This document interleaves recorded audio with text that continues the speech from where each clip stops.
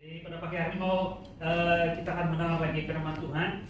Oke, kita sudah belajar dalam bulan Oktober ini yaitu tentang pengharapan. Topik pertama yaitu dalam bulan Oktober ini yaitu pengharapan itu adalah kasih karunia sepenuhnya. Amin. Kemudian minggu yang kedua kita belajar tentang hidup kekal yang merupakan kualiti kehidupan yang kita miliki. Karena apa yang Yesus telah berikan kepada kita, kualiti hidup yang kita miliki. Jadi setiap kita, bila kita kenal Tuhan, kita terima Tuhan Yesus, Tuhan suruh pribadi kita memberikan segala hidup kita kepada Yesus. Yesus mengambil dan menyelamatkan kita. Kita memiliki satu kualiti hidup, bukan sembarangan, tapi kualiti hidup kekal yang dimiliki oleh Yesus sendiri. Amin. Itu ya kualiti. Kemudian minggu lepas kita belajar tentang hidup abadi. Jadi hidup abadi berbicara tentang kuantiti kehidupan kita dalam Tuhan, amin, yang tidak pernah berhenti, tidak pernah berakhir. Walaupun dalam dunia mengatakan bahwa akhirnya adalah kematian, tapi bila kita belajar tentang pengharapan yang kita miliki dalam hidup abadi, kematian bukan lagi suatu kutuk bagi kita. Kita belajar minggu lepas, itu merupakan satu pintu bagi kita untuk bersama Tuhan selamanya di dalam hadirat-Nya secara nyata di dalam roh. Amin. Haleluya. Jadi pada pagi hari ini kita belajar topik terakhir untuk kasih karunia dan pengharapan pada bulan Oktober ini, yaitu pengharapan tidak mengecewakan. Sudah siap? Haleluya. Mari kita lihat dalam Roma pasal 5 ayat 5. Firman Tuhan mengatakan dan pengharapan, dia bilang. Maksudnya sebelum itu ada ayat-ayat, nanti kita akan sentuh sebelum itu. Tapi di ujung dia katakan dan apapun yang kita alami sebelum itu, dia katakan dan pengharapan tidak mengecewakan. Kenapa? Karena kasih Allah telah dicurahkan di dalam hati kita oleh Roh Kudus yang telah dikaruniakan kepada kita. Kita diberikan Roh Kudus. Karunia Roh Kudus dalam hidup kita menerima kasih karunia ini sendiri, yaitu di dalamnya adalah pengharapan dalam kasih Tuhan. Dan pengharapan tersebut tidak mengecewakan.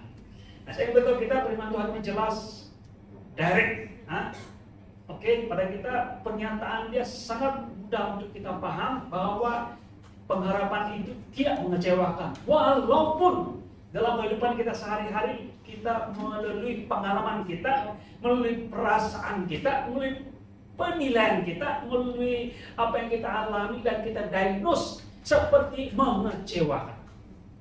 Firman Tuhan tidak pernah gagal. Di sebalik semua itu, sebagai anak Tuhan, pengharapan kita tidak mengecewakan. Jadi pernyataan firman Tuhan ini menuntut kita menerima dengan iman bahwa sesungguhnya pengharapan yang kita miliki tidak mengecewakan walaupun kita mengalami hal yang sebaliknya. Amen. Pasti Tuhan akan datang dan menyelamatkan situasi kita tepat pada waktunya. Nah, kadang-kadang kita lupa, kita sudah diselamatkan. Sebenarnya kita sudah berada dalam ruangan di mana Tuhan ada, di mana kita berada dalam hadirat Tuhan. Cuma kita tidak sadar saja. Kita dibutakan dengan keadaan situasi dunia. Mungkin itu dalam situasi fisikal kita, kesehatan, situasi ekonomi kita, dompet kita, situasi hubungan kita, dan sebagainya. Tetapi ternyata semuanya sudah Tuhan sempurnakan, selesaikan. Allah Tuhan sudah memberi pada kita jalan keluar dan sebagainya. Amin. Haleluya. Yang pertama, saya mau baca juga ini supaya kita lebih paham tentang apa yang kita akan pelajari pada minggu ini. Dalam khotbah minggu lepas, 2 minggu lepas kan, yaitu kita diajar bahwa hidup kekal adalah anugerah kasih karunia, menekankan kualitas hidup dalam kekal. Amin. Dan dalam minggu yang minggu lepas, yaitu minggu ke-39, kalau kita kira daripada minggu pertama sejak awal tahun, ini minggu ke-39, mempersankan, haleluya. Kita telah mempelajari dan paham bahwa kasih karunia membawa kita kepada kehidupan kekal atau kehidupan abadi. Amin. Menekankan keabadian yang menyatakan bahwa kematian bukan pengakhiran bagi orang percaya. Jadi kita tidak lagi melihat secara duniawi tentang hal kematian. Orang dunia melihat kematian untuk kematian sesuatu yang tidak pasti, sesuatu yang penuh dengan ketakutan, penuh dengan kekecewaan dan sebagainya. Tapi bagi kita tidak. Amen.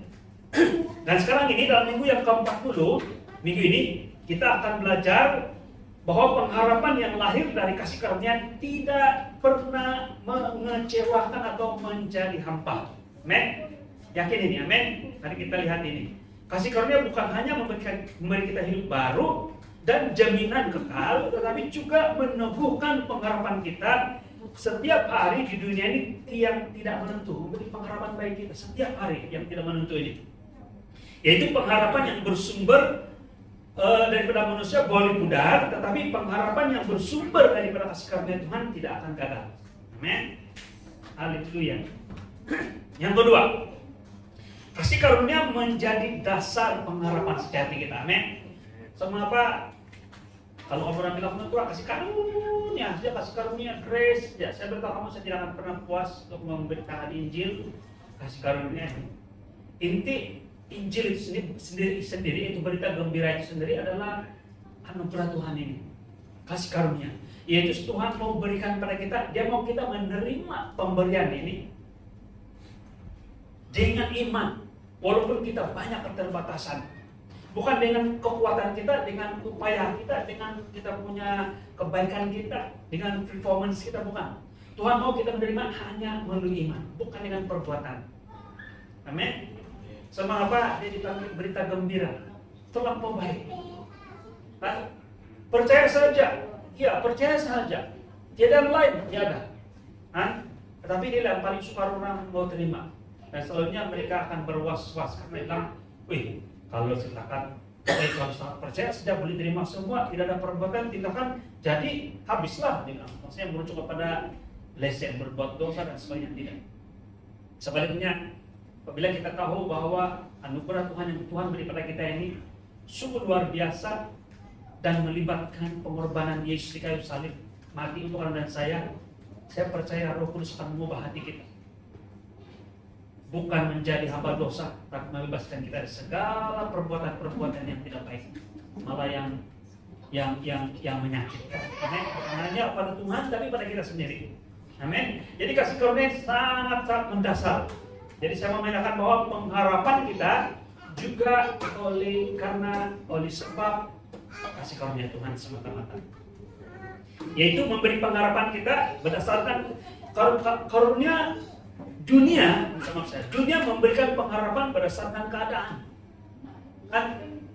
Yaitu dari segi ekonomi, kesehatan, kejayaan. Dia bilang, oh, kita nampak saja ada sesuatu yang berlaku di kampus, kita bilang, oh ada harapan. Maksudnya bisa ada pesta, ada perkawinan sebagainya. Oh ada harapan. Bila ada pilihan raya saja, ada itu sumbangan kan mau datang, oh ada harapan. Itu dunia. Namun kasih karunia memberi pengharapan berdasarkan siapa Tuhan itu. Jadi pengharapan kita berdasarkan siapa Tuhan itu sendiri. Bukan berdasarkan apa yang kita miliki, tapi siapa yang kita sembah dalam nama Yesus. Dalam Roma 5 ayat 1 sampai 2 yang katakan kita telah dibenarkan oleh iman, maka kita hidup dalam damai sejahtera dengan Allah melalui Tuhan kita Yesus Kristus. Oleh itu, jadi dia sebab perkibatan. Oleh itu, kita beroleh jalan masuk. Jadi kita sekarang ada jalan masuk untuk apa? Kepada kasih karunia. Dan kita berpegang dalam pengharapan akan kemuliaan Allah. Saudaraku, kalau kita memiliki pengharapan dalam kemuliaan Tuhan, ini luar biasa. Kalau kita memiliki, malah saya ketahui begini dia punya gambaran. Sehingga bila kita mengalami ini, kita bilang begini sama Tuhan. Saya pakai satu ilustrasi. Tuhan tidak perlu bagi apa-apa yang lain, tidak perlu sudah. Engkau ada sejak sudah cukup bagi kami. Malah itu benar dalam hubungan kan. Kalau ada keluarga kita jauh, lama tidak jumpa, dan akhirnya dia datang, kita tidak perlu apa-apa daripada dia, tidak perlu dia bawa hadiah, tidak perlu payah bawa oleh-oleh. Yang kita dapat dia sudah cukup mengembirakan kita, apalagi Tuhan kita.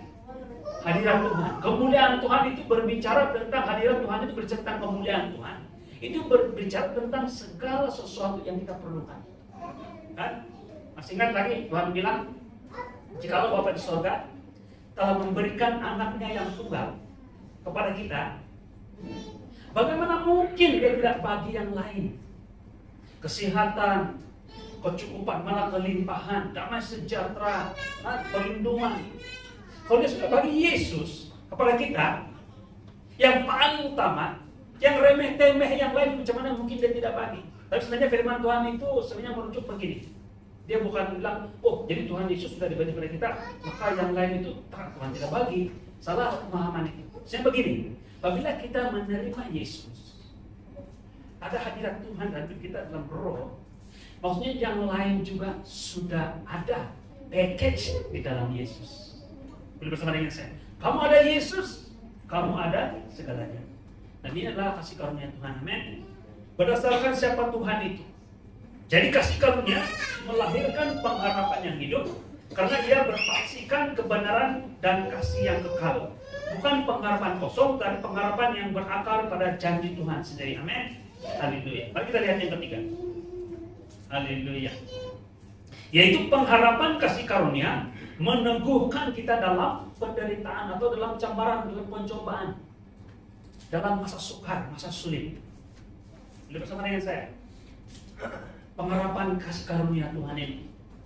Karena kalau kita tidak ada, kita mengalami satu musibah ataupun satu cabaran lah, secara manusiawi kita bilang, bagaimana Tuhan mau tolong saya, keadaan saya seperti ini, sikap saya tidak betul, gereja pun kadang-kadang pergi, kadang-kadang tidak, baca kitab lagi lah siu, sedangkan doa makan pun kadang-kadang berdoa, kadang-kadang tidak, mau berdoa malu. Macam mana kita punya tuduhan dalam diri kita. Jadi kita selalu mengatakan bagaimana Tuhan mau tolong saya bukan baik sana. Tetapi bila kita tahu pengharapan itu daripada kasih karunia Tuhan, bukan berdasarkan performance kamu, bukan berdasarkan kebaikan kamu, begitu alimnya kamu atau begitu baiknya kamu dalam pelayanan Tuhan, bukan. Tapi hanya karena kamu percaya Yesus saja, simple faith, percaya pada Yesus, maka kamu dapat menerima itu, memberi pengharapan kita bahwa saya orang yang gagal ini pun boleh menerima pertolongan dari Tuhan. Amin. Haleluya. Ini berita gembira yang perlu kita dengar setiap hari. Terutama bagi kita semua inilah yang selalu gagal. Kan yang main kuat-kuat, main alim-alim, dan sebenarnya tidak pernah alim di depan Tuhan. Yang menyebabkan kita kudus bukan karena kita alim, kita bertarak, kita dapat menahan diri, kita dapat kunci mulut kita boleh pendam perasaan kita, menahan tangan kita dari kita mengambil barang orang lain, bukan. Tapi karena Yesus mati di kayu salib untuk Anda dan saya. Mengapa kita benar percaya akan ini, sehingga kita dilayakkan oleh Tuhan untuk menerima segala pengharapan walaupun dalam penderitaan. Amin. Kadang-kala jemaat merasa putus asa apabila doa belum dijawab atau masalah berpanjangan. Tapi lala Tuhan mau tolong saya ini kan, tapi lebih kurang macam itu. Namun Alkitab mengingatkan kita bahwa kasih karunia tidak membiarkan kita hampa walau dalam penderitaan. Kadang-kadang kita tidak nampak saja. Sebenarnya Tuhan sudah memberkati kita waktu kita mengalami. Karena kita melihat dengan mata manusia penderitaan itu berdasarkan pikiran kita, tanggapan kita. Tapi sebenarnya dalam masa kita mengalami penderitaan menurut tanggapan kita itu, berkat Tuhan sudah mengalir. Kamu pernah nampak cerita ini, cerita saja pun sudah cukup memberkati. Ada orang yang mungkin dia lumpuh dan sebagainya. Dia mungkin sedang berdoa, Tuhan sembuhkan kelumpuhan saya ini, supaya saya boleh berjalan. Tapi jauh daripada dia, ada seorang melihat, walaupun dia lumpuh, tapi dia masih lagi ikut Tuhan. Saya sungguh diberkati dengan orang. Kita sadar bahwa kita sedang memberkati, berkat sedang berjalan dalam kehidupan kita, walaupun kita masih tinggi, kita masih dalam penderitaan. Tuhan memakai sesuatu, orang bilang utuh, menjadi berkat. Luar biasa. Saya mau ajak jemaat saya di biologi supaya kita mulai menilai keadaan dunia sekarang ini bukan berdasarkan kacamata dunia. Apa yang kita belajar dari kecil, daripada dunia, daripada buku, mungkin daripada pengalaman budaya dan sebagainya, ataupun percakapan atau ide-ide orang-orang yang berwibawa berhikmat di luar sana. Tetapi mulai melihat dengan kacamata Alkitab. Amin. So, mengapa? Alkitab mengajar kita untuk bersyukur dalam segala hal. Macam mana bersyukur kalau tidak baik? Tapi Alkitab mengajar kita bahwa kita nampak tidak baik, tapi sebenarnya Alkitab melihat sudah cukup alasan untuk kita mau bersyukur. Amin. Maksudnya something good sedang berlaku dalam hidup kita, cuma kita tidak nampak.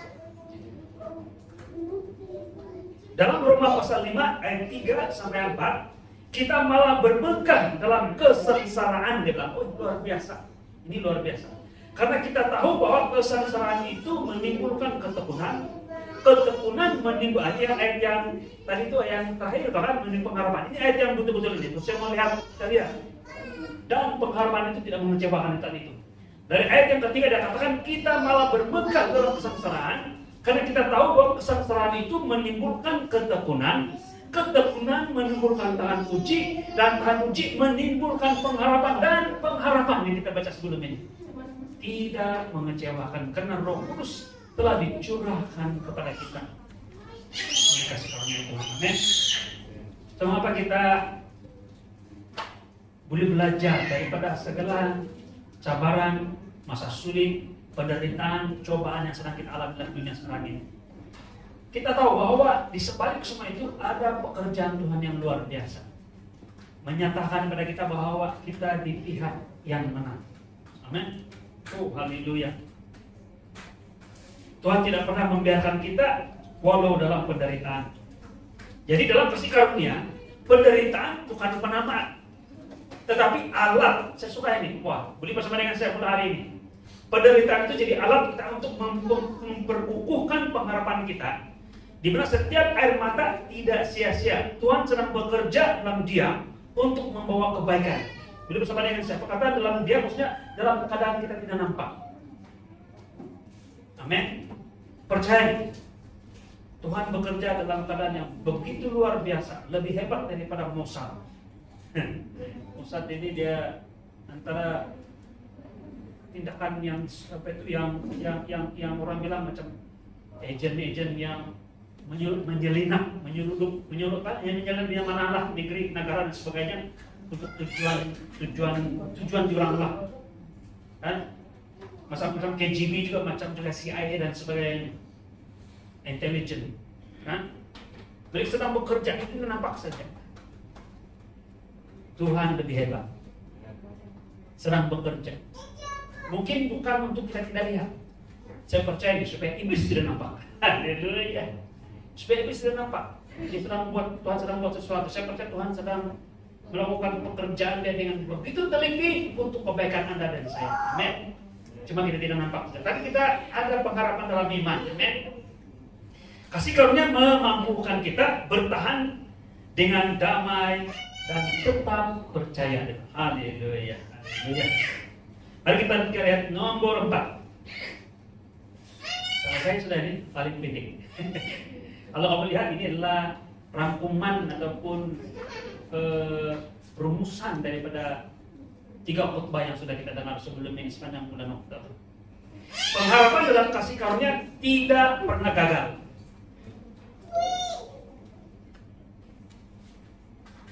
Dibilang pertanyaan dia, mengapa pengharapan kita tidak menjadi hampa? Kan? Mungkin kamu bertanya, siapa mau bertanya, Tuhan macam mana ini? Betul tidak menjadi hampa? Karena kasih Allah telah dicurahkan ke dalam hati kita oleh Roh Kudus sebagai jaminan. Pengharapan manusia bergantung kepada keadaan luar persekitaran. Tetapi pengharapan dalam kasih karunia datang dari dalam hati kita yang dipenuhi dengan kasih Tuhan. Tuhan sayang dengan kita. Tuhan sayang dengan kita dan Dia tidak akan membiarkan kita atau meninggalkan kita. Amin. Kasih yang sudah tertanam dalam diri kita memastikan bahwa kita tidak akan pernah ditinggalkan. Di mana itu? Dalam Yeremia 29 ayat 11 dia katakan, sebab aku, kata firman Tuhan, mengetahui rancangan-rancangan yang ada padaku mengenai kamu. Demikianlah firman Tuhan, yaitu rancangan damai sejahtera, bukan hanya damai sejahtera, dan bukan dengan rancangan kecelakaan. Untuk memberikan apa? Kepadamu hari depan yang penuh harapan. Haleluya. Sekali lagi, sebab aku mengetahui rancangan-rancangan yang ada padaku mengenai kamu, demikianlah firman Tuhan, yaitu rancangan damai sejahtera dan bukan rancangan kecelakaan, untuk memberikan kepadamu hari depan yang penuh harapan. Walaupun firman Tuhan ini konteksnya dia berbicara, Yeremia berbicara pada bangsa Israel, tapi saya percaya kita adalah bangsa Israel secara rohani. Amin. Yang mewarisi segala janji-janji Bapa. Amin. Yaitu melalui Abraham. Karena firman Tuhan mengatakan melalui keturunan Abraham. Dia bilang, oh haleluya. kita akan menerima segala dan mewarisi segala janji-janji Bapa, termasuk pengharapan ini. Siapakah keturunan Abraham tersebut? Terus kita cepat bilang, saya, amin, betul. Bapak Abraham banyak anak, banyak anak Bapak Abraham, saya juga, engkau juga. Mari puji Tuhan. Tapi sebenarnya yang perlu kita paham adalah keturunan Abraham tersebut dan merujuk kepada Yesus Kristus. Dialah keturunan Abraham yang sejati. Dan apabila kita menerima Yesus, kita menerima Roh Kudus, Roh Kristus dalam diri kita, bersatu dengan Dia, kita di dalam Dia, Dia dalam kita. Oleh itu kita menerima segala janji-janji Abraham. Amin. Haleluya. Jadi, apa kalau janji tersebut? Rancangan-rancangan yang ada pada Tuhan untuk kita adalah rancangan-rancangan damai sejahtera dan bukan rancangan kecelakaan. Apa? Yang memberikan pada kita masa depan yang penuh harapan. Ini saya bagi kepada kita semua. Amin. Apapun kedudukan situasi kita, pengharapan kita ada di dalam Tuhan. Inilah jaminan kasih karunia Tuhan, yaitu pengharapan yang Tuhan berikan tidak akan memalukan atau mengecewakan kita, atau tidak menjadi hampa bagi kita. Haleluya. Nah, mari kita lihat apa yang kita belajar. Boleh? Sepanjang minggu ini dan juga sepanjang bulan ini dan juga minggu ini. Yaitu yang pertama, kasih karunia adalah sumber pengharapan sejati yang tidak bergantung kepada keadaan dunia. Dan dunia ini juga merujuk pada Anda dan saya, bukan bergantung kepada performance kita, keadaan kita, situasi kita, apa yang kita ada, apa yang kita tidak ada, apa yang kita dapat buat, apa yang kita tidak mampu buat, apa yang kita ada buat tapi tidak cukup buat, yang kita gagal buat, malah bukan kita gagal buat, yang buat juga buat yang salah. Tidak bergantung kepada Anda dan saya dan juga dunia ini, tapi pada kasih karunia Tuhan yang dapat kita akses, yaitu kita punya kita punya bahan pengantara, atau kita punya apa kita bilang untuk kasih cash, kasih karunia, dikasih tunai kasih karunia ini, kita punya bahan pertukaran hanya satu saja, yaitu iman, percaya, yang boleh merealisasikan janji Tuhan itu mengalir kepada kita hanya melalui iman. Bukan saya bayar dengan kekuatan saya bayar dengan kehansaman saya, bayar dengan skill saya, bayar dengan kepatuhan saya, disiplin saya, kealiman saya, tidak. Tapi hanya bayar dengan percaya pada karya Yesus di kayu salib. Kalau perkataan saya pernah bayar itu salah, exchange, karena Yesus yang bayar sebenarnya pada kita. Kita percaya pada pembayaran yang Yesus sudah berikan kepada kita. Adil lebih tetap. Amin. Haleluya. Yang kedua, pengharapan dalam kasih karunia membawa kekuatan di tengah penderitaan. Lalu dalam penderitaan kita bilang haleluya, kesempatan untuk mendapat atau melihat mukjizat. Amin. Yang ketiga, pengharapan itu kekal karena ia didasarkan pada kasih Allah yang tidak berubah. Aku sekali-kali tidak akan, kata firman Tuhan, meninggalkan kita atau membiarkan kita. Tuhan setia. Dia tetap bersama dengan kita walaupun di mana kita berada. Waktu kita lemah, pada waktu kita sedang mungkin melakukan dosa, Tuhan tidak pernah meninggalkan kita. Karena keselamatan kita bukan karena perbuatan kita. Demikian juga Tuhan tidak pernah meninggalkan kita walaupun kita gagal. Tuhan setia dengan kita. Firman Tuhan mengatakan bulu yang terkulai tidak akan dipatahkan. Tidak guna sudah ini kayu ini bengkok, sudah mau ada sudah krek, kasih buanglah bakar. Tidak. Tuhan tidak akan patahkan. Sumbu yang sudah mulai pudar, dia tidak akan padamkan, tapi dia akan nyalakan lagi. Amin. Itu kasih Tuhan, bukan berdasarkan kita, tapi kasih Tuhan yang tidak pernah berubah. Yang keempat, pengharapan dalam kasih karunia membentuk iman yang matang dan tahan uji. Amin. Sebenarnya yang menguatkan kita untuk terus percaya adalah janji yang Tuhan beri pada kita, yang memberikan kita pengharapan. Firman Tuhan mengatakan pengharapan tidak mengecewakan. Tuhan, walaupun saya lihat sekali saya sudah tidak berpihak kepada saya, tapi saya masih percaya pada Engkau, karena Engkau adalah pengharapan saya. Waktu itu pengharapan menguatkan dan menumbuhkan iman kita. Karena kita melihat ini tepat janji Tuhan. Dan juga membentuk iman, dan juga kita menjadi tahan uji. Luar biasa. Karena firman Tuhan mengatakan di akhir dia katakan tahan uji itu menimbulkan pengharapan, dan pengharapan itu tidak mengecewakan. Dan yang terakhir, pengharapan itu hidup karena Roh Kudus terus mencurahkan kasih karunia Allah di dalam hati kita. Pengharapan itu sebenarnya adalah yang alive, yang hidup, yang berakar dalam kehidupan Anda dan saya. Kita boleh rasakan itu. Ada kobaran dalam hati kita. Kalau orang bilang pengharapan itu adalah pribadi Tuhan Yesus, amin, yes. Karena bila kamu memiliki Yesus, kamu memiliki segalanya, termasuk pengharapan ini. Amin. Saya mau saudaraku, mulai hari ini, melingkup panjang bulan Oktober ini, jangan lagi melihat